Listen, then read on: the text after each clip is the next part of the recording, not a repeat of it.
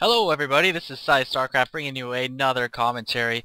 That's right, the cutest commentator around is ready to dish out a one-on-one on a map with desert tile, and I'm playing against the one, the only Legionnaire. But before I get too deep into things, a couple of announcements. Some of you might know that HD and Husky are holding an invitational tournament. I believe there's either 16 or 32 players. It's posted up on TeamLiquid.net, and I checked out the tournament. I saw there were quite a few openings yet. I guess they're trying to round up a bunch of pros, but I messaged HD and I was like, kind of half joking. I was like, hey, can you let me into your invitational? I don't even know if who knows who I am, but he's like, no, sorry man, you aren't qualified. I said, how do you get any more qualified than rank 1 platinum? And he didn't respond. He was probably doing some kind of commentary, but there's that. So apparently I need to create a new league and get into that league and be rank 1 there, so maybe like rank 1 in Plutonium League or something like that. But secondly, I normally when I make my commentaries I do listen to them afterwards, but with my last one with Xayah against Lucid, I didn't listen to it, so I didn't realize how often I was repeating exactly what they said, so sorry about that. I watched it afterwards and that was really annoying. Kind of a rare little mishap there, but you won't see me releasing commentaries with that kind of annoying factor anymore. Apologize for that. And now that those are out of the way, let's get back to the game here. I'm Sai in the top right as the red Zerg, and I'm playing against Legionnaire in the bottom left as the blue Protoss. Legionnaire is a very well-known Australian player. I think he was predominant in Warcraft 3 and maybe some StarCraft, but he has moved on to StarCraft 2. He's a very strong Australian player. HD actually talks about him in a couple of his latest videos, so very strong player. Have not played him before, but we are underway. I've sent my overlords out to scout, and I am putting down a fast expansion here. I just now set down my spawning pool, but my fast expansion is about halfway done. This is, as you can see, a longer game, and it is one of the best games I have played to date. Not in terms of, me playing extremely well, but in terms of, how close it was and how many awesome battles there were. So I think you guys will enjoy it.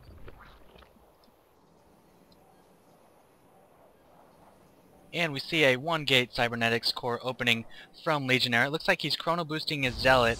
I'm not sure why he's doing that. I think he didn't get an early scout in, so he might be fearing some kind of Ling harass or Ling rush. So that zealot's coming out soon, but little does he know my spawning pool is just now arriving. Spawning pool arrives a little bit before the hatchery, but I've got a queen queued up on my first hatchery, and I should be getting a second queen down here pretty soon. There we go. Pumping out a couple links just to establish map control early on, get those towers, and here we go. We've actually got 2 zealots running out, so it looks like he pumped 2 zealots with his chrono boost on his gateway, and now he is moving out. Nope, looks like he's just going to stop down here. Overlord does scout these. You can see I do see these 2 zealots, but I've got 2 queens coming in. I've got a lot of lings pumping as well, so you can see them right around here chasing the probe. So I'm not too worried about these zealots. They were able to take down 1 zergling. Looks like they're going to assault the hatchery, go for my mineral line. I did transfer a couple drones over, not too many, and they're going to try to kill these drones. Queen pops out, 6 zerglings as well. Chase these zealots away with ease, kills 1 zergling. 2 zerglings almost down, not quite. 1 more shot on that zergling. He turns around, and this is going to allow me to try to get a surround on him. I've got 4 more, so 8 zerglings against 2 weak zealots. He kills another zergling, and he's only able to take down 1 more zergling before I kill both of his zealots. So an early unit advantage there.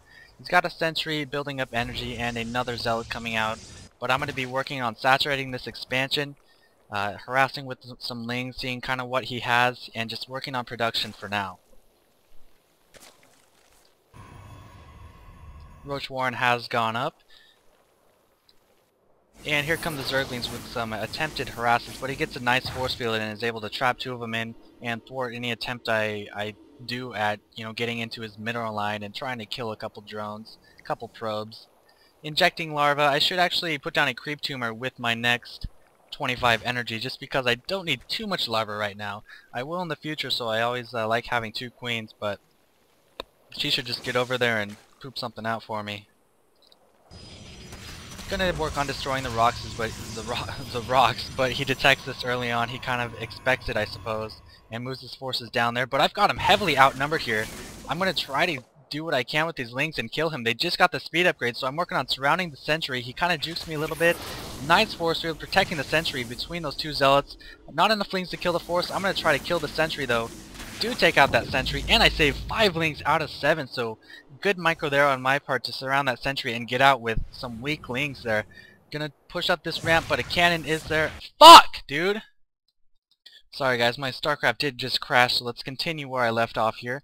As I was saying, I did micro those links pretty well, and I'm able to get them into the base past that cannon to do a lot of scouting. I do see the robotics facility, so I'm prepared for an immortal timing attack at this point.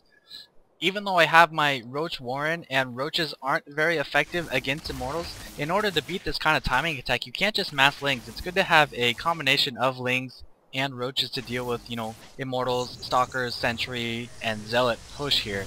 So we'll see if he does choose to use that timing attack because he does have an immortal out at this point. Continuing to scout with these lings. I'm not sure if I'm able to take out a probe or not. Oh, there goes a probe. Yeah, I was able to kill a probe with those initial 4 SCVs that broke down. Meanwhile, Legionnaire is putting down his expansion. I'm massing up a decent army here. Let's see how the income's doing. He's currently ahead on Harvesters, so it looks like I've been focusing quite a bit on pumping these roaches and zerglings. A little too much to saturate too well.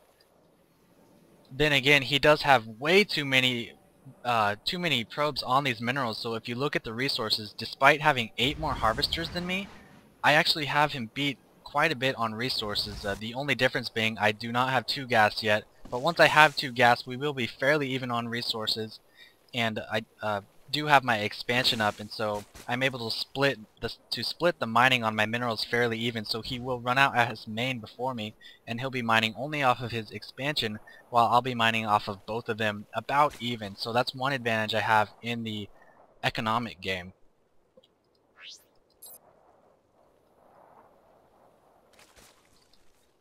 Got an army of about 11 roaches and over 24 lings. I've got 30 lings, so that's a lot of lings and roaches. If he does push with this force, if he tries to do some kind of timing attack, I will be able to beat him as long as I don't let any kind of force fields choke me up too much. Notice I'm moving my men out here and not back here, and that is intentional because if he does approach, I'll be able to engage him on this open ground. You guys have seen my other videos. You know how pissed off I get when someone does kind of the force field cheese here or the force field cheese here. I say cheese, but it's actually really good use of force field. And he's got an observer just kind of hanging out. You can see all this observer sees. He knows exactly what army I have. I'm not sure if I spot that at this point, but I need to get a overseer as soon as I can and take that observer out. My lair is up, so I can produce that overseer if I'm able to spot this observer. My lings are doing a good job of watching the tower, and meanwhile he's just pumping probes out. He's got quite a bit of sentries, 6 sentries, a couple of immortals and some zealots. What kind of tech is he getting? A few more gateways, so he's gonna have 4 warp gates. Upgrading his armor, he already has +1 weapons. And even getting a cannon down here just in case I try to pick that off with some lings later on. And here we go, we have a push incoming. What's the armies looking like? I do have a heavier mineral army, and he has a lot of gas use because of all those sentries. We're very even on food. It looks like I have 8 more food than him in my army. Or that just might count your total food, but total food I have 6 more, rather, production than him. Income is looking fairly even. He still has a couple more harvesters than me, but like I said earlier, I'm splitting my harvesting pretty equal between my main and my expansion. Observer moving up to my main base, able to see any kind of tech I have. But look at this, but look at this. He can't actually see my spire yet. So I don't know if he'll be prepared for some kind of muta harass that I send at him. He obviously has enough sentries to deal with and stalkers to deal with a small number of mutas right now. But I am massing up a heavy ling and roach army. If he does choose to push with this and these sentries even, I will be able to destroy his forces with this amount of lings and roaches. It would take a heavy amount of immortal microing to destroy those roaches with those immortals, and also trying to prevent my lings from surrounding his entire